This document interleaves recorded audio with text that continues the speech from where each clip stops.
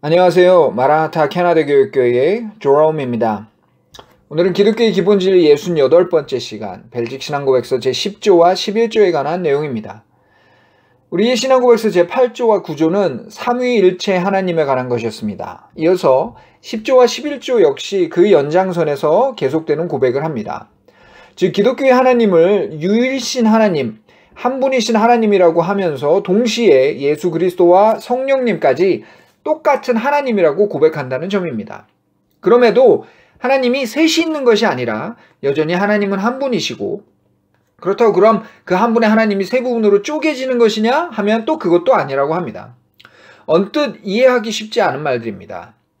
먼저 성자 하나님이신 예수 그리스도에 대한 고백을 보면 예수 그리스도는 영원 전부터 아버지에게서 나시고 아버지와 함께 하신 성자 하나님께서 사람의 몸으로 태어나 이 땅에 오신 분이십니다. 나신다는 단어는 성부와 성자의 친밀한 관계를 설명하기 위해 인간의 언어 중에서 사용할 수 있는 유일한 표현입니다.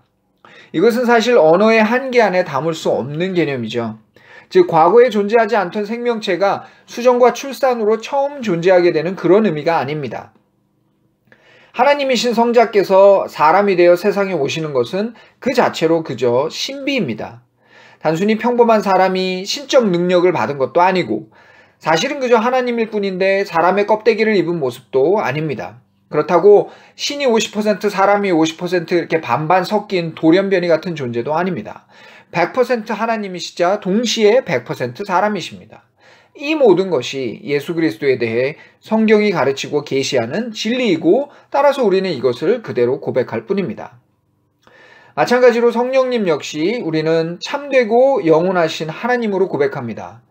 그분은 순전하신 영이시고 예수님처럼 육신을 입거나 하지 않으셨기 때문에 눈에 보이거나 감각할 수 있는 분은 아닙니다.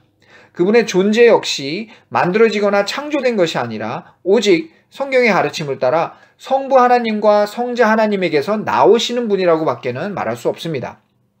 그러나 이 나오심 역시 처음과 끝이 있는 것이 아닌 영원한 개념입니다. 이렇게 하나님의 영이신 성령님은 사람의 마음 안으로 오실 수 있습니다. 이것도 어떻게 보면 사람의 언어적 한계 안에서 표현할 수 있는 유일한 길일지도 모릅니다. 사람은 영을 볼 수 없고 감각할 수 없기 때문에 영의 활동을 언어로 표현한다는 것 자체가 불가능하기 때문입니다. 그러나 성령님은 사람의 마음에 신비한 방식으로 영향을 미치시는데 그것을 감동이라고도 표현하고 영감이라고도 하며 이렇게 들어오신다고도 말을 합니다.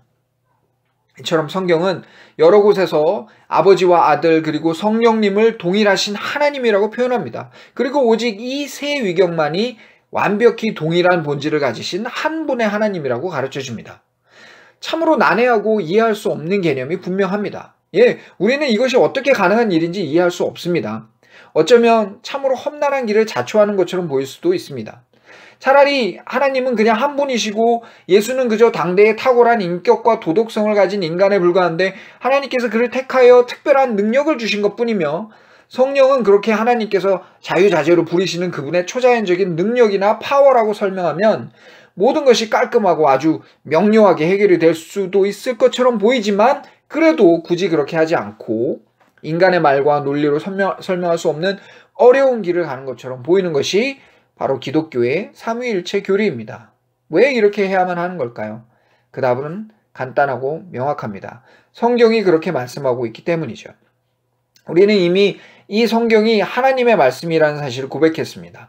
만약 이 사실을 여전히 받아들이지 못하고 있다면 앞으로 이어질 모든 고백도 다 물거품일 수밖에 없습니다. 그러나 다시 한번 강조해야 할 것은 사람은 스스로 신을 발견할 수 없습니다. 하나님에 관한 것도 예수 그리스도에 관한 것도 성령님에 관한 것도 기타 성경의 어떤 교리도 사람이 스스로 연구하고 발견하여 찾아낸 것은 하나도 없습니다. 하나님의 주권적인 은혜 가운데 인간에게 보여주시는 딱 그만큼만 사람은 하나님에 관해 알 수 있습니다. 성경이 이렇게 계시하셨기 때문에 사람은 그렇게 알고 믿게 되는 것입니다. 그리고 그 알려주심에 대한 반응이 바로 우리의 신앙을 고백하는 것입니다. 따라서 바른 교회가 삼위일체에 관해 예수 그리스도의 하나님이심과 동시에 사람이 되신 것에 관해 그리고 성령님 역시 아버지와 아들에게서 나오시는 하나님이시라는 이 사실에 대해 고백하지 않을 수 없는 것은 그것이 바로 성경이 가르쳐주는 진리이기 때문입니다.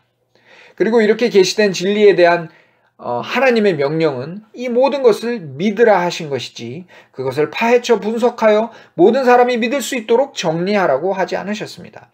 따라서 그것이 아무리 이해할 수 없고 앞뒤가 맞지 않는 것처럼 보일지라도 우리의 지각과 이성을 뛰어넘는 하나님의 선하심과 크신 뜻이 있음을 신뢰하고 그 진리가 우리에게 주는 유익을 받아들여 감사하는 것이 참된 신앙의 태도임을 잊어서는 안 됩니다. 바로 이 겸손함에 대해 하나님은 영원을 약속하셨고 반대로 끝까지 굽히지 않는 그 곧은 목에 대해서는 영벌을 정하신 것입니다. 부디 이 난해한 개념 앞에 놓인 두 갈래 길에서 바른 선택을 하시고 약속된 모든 축복을 누리실 수 있기 바랍니다. 감사합니다.